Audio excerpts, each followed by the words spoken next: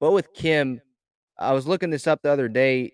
He hit 271 in the first month of the season, hit 196 in May, and entering Tuesday's game, he was hitting 120 with a 150 on base percentage over those last 7 days. Again, entering Tuesday. So, does this trend maybe make Padres bring Fernando back a little earlier? Not in terms of rushing him back, but like him playing less rehab games than maybe they would ideally want him to play.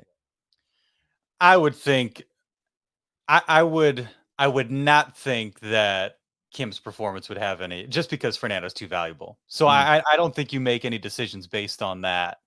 Um, that could potentially impact Fernando. I think Fernando's timeline will be Fernando's timeline regardless. And again, especially coming off the last week that this team has had, where um, now I think it's 5 of their last 6 games they've scored 5 or more runs, something they didn't do for 10 straight. And right. so they're trending in the right direction all of a sudden.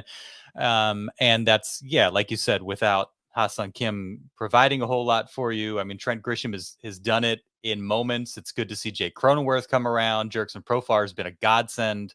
I think Bob Melvin actually used that exact word to describe Jerkson Profar in that leadoff spot.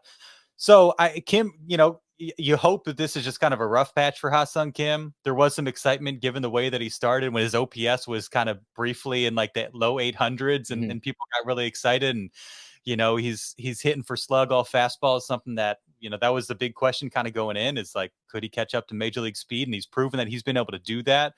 Um, but doing it at a consistent level, and it's not just hitting the fastball, it's hitting just the stuff that major league pitchers can offer you. If it's off speed, if it's breaking, different sliders, there's different types of breaking balls. I think that's kind of been part of the challenge for him as well. And just looking at some of his numbers, that kind of bears it out. And so, yeah, that's look. I don't think you went into the season, thinking that Fernando would be, or that Hassan Kim would be kind of an everyday answer at one of those spots. He's hopefully a valuable bench piece, especially in terms of what he can do for you defensively, playing 3 out of the 4 infield spots, and then just based on need, based on giving guys rest, based on matchups or what have you, he can step in and hopefully give you a good at bat. And so, yeah, hopefully this is just a stretch for him,